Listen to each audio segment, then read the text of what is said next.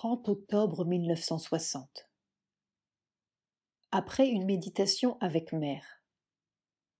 Notons qu'au début de l'entrevue, Mère avait donné aux disciples un petit portefeuille de cuir représentant une fresque d'Égypte. Laisse-moi voir ce portefeuille. Mère regarde. Ça n'a rien à voir avec ça.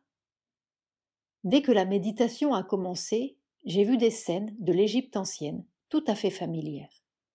Et toi, tu étais un peu différent, mais tout de même très semblable. La première chose que j'ai vue, c'est leur Dieu qui a une tête comme ça, geste avec un museau, avec un soleil au-dessus de la tête, une tête d'animal, une tête foncée avec. Je connais très bien, mais je ne sais pas quel animal c'est exactement. Il y en a une, c'est l'épervier, n'est-ce pas? Et l'autre, c'est une tête. Mère refait le même geste. Comme un chacal? Comme un chacal, oui, comme ça. Oui, c'était ça. Avec une espèce de lyre au-dessus de la tête, et puis un soleil. Selon la tradition, Anubis, le dieu à tête de chacal, aida Isis à reconstituer le corps de son époux, Osiris, qui avait été tué et dépecé par son frère, Seth. Osiris fut le premier dieu qui eut régné sur les hommes. Grâce à certains rites spéciaux, Isis, aidée d'Anubis, réussit à le ressusciter. Nous ne sommes pas très loin de la légende de Savitri et Satyavan. Et ce dieu était très étroitement en relation avec toi, presque comme si vous étiez fondus. À la fois, tu étais comme un prêtre du sacrifice, et en même temps, il rentrait en toi. Et ça a duré. C'est ce que j'ai vu le plus clairement et ce dont je me souviens le mieux. Mais il y avait beaucoup, beaucoup de choses, des vieilles choses que je connais, et certainement une relation très étroite que nous avons eue ensemble dans les temps d'Égypte, à Thèbes. C'est la première fois que je vois ça pour toi. Très, très... Juste au commencement, je me suis dit, est-ce que par hasard c'est le souvenir de ce portefeuille? J'avais l'impression que je t'avais donné une chose d'Égypte. Je ne me souvenais plus de l'image. Je suis contente que ce ne soit pas cela. C'était juste une hésitation. Je me suis dit, pourquoi? Et alors, il m'est venu que toutes les choses, même celles qui paraissent contingentes, sont toutes organisées par la même conscience et pour les mêmes fins, ce qui est évident. Mais c'était intéressant. Alors j'ai commencé à regarder. Et j'ai vécu la scène. Toutes sortes de scènes. Des scènes d'initiation, de culte, etc. pendant longtemps. Et alors ça s'est levé. Et il est descendu une lumière beaucoup plus forte que la dernière fois. Pendant la dernière méditation. Dans un silence admirable. Je dois dire qu'au commencement, la première chose que j'ai faite, c'est de tâcher d'établir un silence autour de toi, de t'isoler des autres choses et de garder ce mental tranquille. Il y a eu des petits sursauts, mais quand cette lumière est descendue, et c'est descendu d'une façon tout à fait hiératique, et, comment dire, égyptienne de caractère, très occulte, et très très défini, très précis, comme ça, geste désignant comme un bloc de silence qui descendait.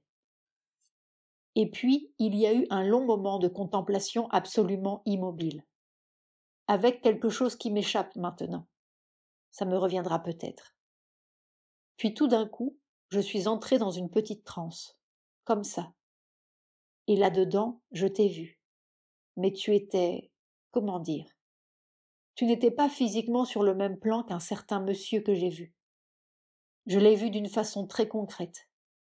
Il était un peu grand, large d'épaules. Pas très grand, mais large d'épaules, avec un costume foncé, européen. Et alors il t'a pris les deux mains et il les a secouées avec un enthousiasme. Mais toi, tu étais comme ça, indifférent, tel que tu es maintenant, habillé à l'indienne et en posture de méditation. Et il a pris tes deux mains et il les a secouées. Et alors j'ai entendu distinctement les mots. Félicitations, c'est un grand succès. Il s'agissait de ton livre, L'Orpailleur, qui vient d'être publié. La description du monsieur ressemble en effet énormément à l'éditeur. Et en même temps, j'ai vu toutes sortes de gens et de choses qui avaient été touchés par le livre. Des gens de toutes sortes, des Français, évidemment, ou des Européens, en tout cas. Il y avait des femmes, il y avait des hommes. Il y avait même une femme qui devait être une actrice, ou une chanteuse, ou, enfin, quelqu'un qui a une vie. Elle était même en costume de théâtre, avec une sorte de maillot, une belle fille. Et alors elle disait à quelqu'un: Ah, ça m'a donné le goût de la vie spirituelle. C'était très, très intéressant. Toutes sortes de choses comme cela. Et puis je suis sortie de cette transe de nouveau, et enfin quelque chose que j'ai essayé de faire pour toi, pour finir, et qui est bienvenu.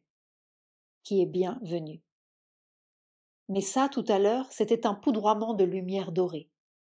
Quand c'est descendu, c'était blanc, avec comme une réflexion d'or. Mais c'était blanc. Et c'est descendu comme une colonne, avec une puissance. Et à la fin, alors, ce qui s'est établi ici, c'était, dans cette lumière blanche qui restait tout le temps, un poudroiement doré. Oh, c'était très abondant. Une grande puissance de réalisation. J'avais de la peine à en sortir.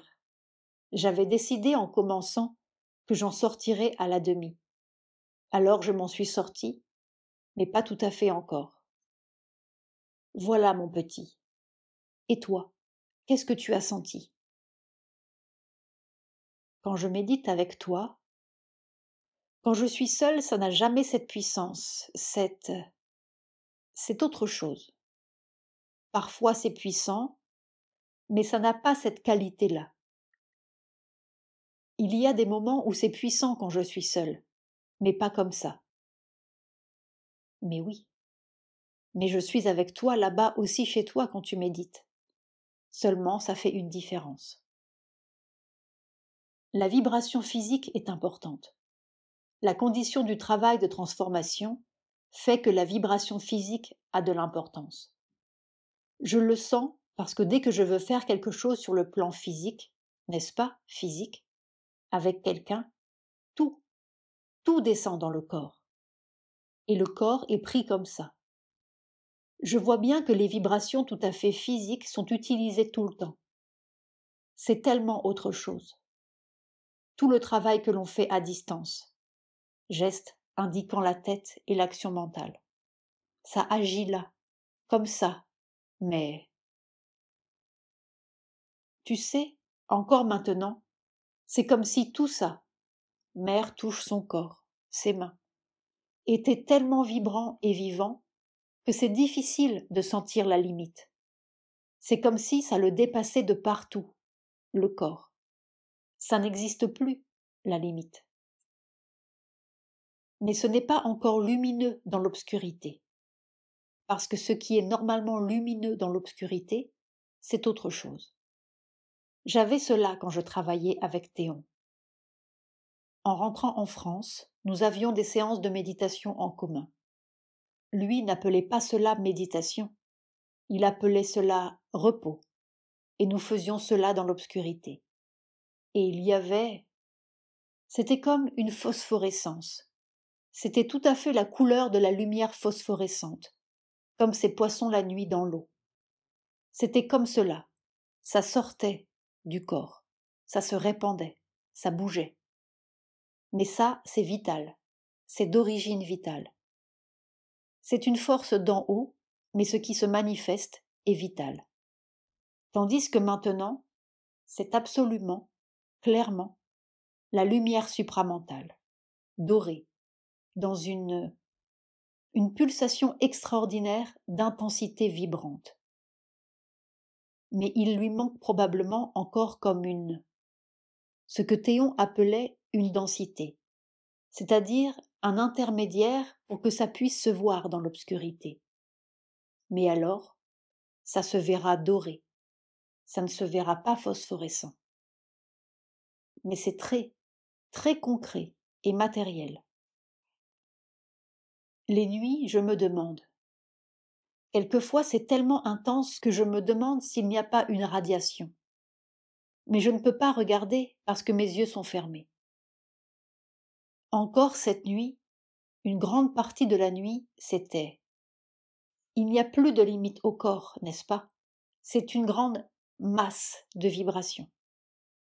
Et l'expérience de maintenant, pendant la méditation, c'est une sorte de mélange avec ce que je vois d'habitude la nuit. Ce n'est pas une combinaison. Peut-être est-ce une combinaison? Parce que c'est cette même lumière. C'est comme un poudroiement, n'est-ce pas? Plus petit que des points minuscules. C'est un poudroiement comme un poudroiement d'atomes, mais avec une intensité de vibration extrême, mais sans déplacement. Et pourtant, c'est un mouvement continuel. C'est quelque chose qui se déplace dans quelque chose qui vibre sur place, sans bouger. Il y a quelque chose qui se déplace, mais qui est plus subtil, et qui est comme un courant de puissance formidable. Et alors ça passe à travers ça. Mais le milieu ne se déplace pas. Il vibre sur place avec une extrême intensité. Mais ici, maintenant, je ne sais pas exactement quelle est la différence. La nuit, ça devient moins doré. L'or se voit moins tandis que tout le reste se voit davantage. Le blanc, le bleu et une sorte de rose. Oh, maintenant je me souviens. Tout à l'heure, la seconde phase, après l'Égypte, c'était rose. Oh, comme la fin d'un lever de soleil quand ça commence à être très clair, très lumineux, et d'une couleur admirable. Et ça descendait, en flot. Ça, c'était nouveau. Ça, je le vois très rarement. Ce n'était pas là du tout la dernière fois que nous avons médité ensemble. Et c'est venu avec une joie dedans. Oh, c'était absolument extatique. Ça a duré longtemps. Et c'est de là que je suis entrée dans une sorte de transe où j'ai vu, riant, le monsieur qui te félicitait. J'ai entendu. C'est la voix qui m'a éveillée dans ma transe. Et alors j'ai vu. Félicitations, c'est un grand succès. Mère rit. Voilà, c'était bien. Nous aurons ces méditations de temps en temps. Pour moi, c'est plaisant, en ce sens que je n'ai ni besoin de me restreindre, ni de me contenir, ni de voiler. Ça va, c'est bien. Et je vois ce qui descend, c'est bien. Et il y a quelque chose qui est très content, qui dit « c'est bon, c'est bon ». Content, une sorte de satisfaction à cause de ça. Mon impression, c'est que dans quelque temps, peut-être pas très longtemps, on pourra faire quelque chose, une sorte de... Ce ne sera plus personnel. On pourra établir quelque chose. Il s'agit du travail terrestre qui devait se faire à travers l'agenda. Voilà mon petit. Peu après, au moment du départ. C'est tout. Tu n'as rien à me dire? Rien à me demander? Je compte surtout sur ta force pour mettre de l'ordre dans mon corps. Mais oui. Mais l'ordre se met surtout quand on est un peu fort. Plus on devient fragile, plus ça se désorganise. Tout ce que je sais, c'est qu'ici, il faut bien faire attention de ne pas affaiblir la résistance du corps. Je veux dire pas seulement dans l'Inde, mais ici, dans l'ashram. Ici, c'est important. Il faut que la base soit solide, autrement c'est difficile. Plus la force descend, comme ce qui vient de descendre maintenant, plus il faut avoir un corps, un peu carré. C'est important. J'ai essayé de tout, tu sais, depuis le jeûne complet jusqu'à la nourriture carnée. Tout, tout. Eh bien, j'ai remarqué qu'on a des expériences agréables avec le jeûne, mais ce n'est pas bon. Il ne faut pas faire ça. Ce sont de vieilles idées. Non, il faut que le corps soit solide. Solide. Autrement, Mère donne une fleur appelée collaboration. Un œillet. Alors je ne te vois plus? Non, il y a trop de gens l'après-midi. Ce n'est pas agréable. Bon,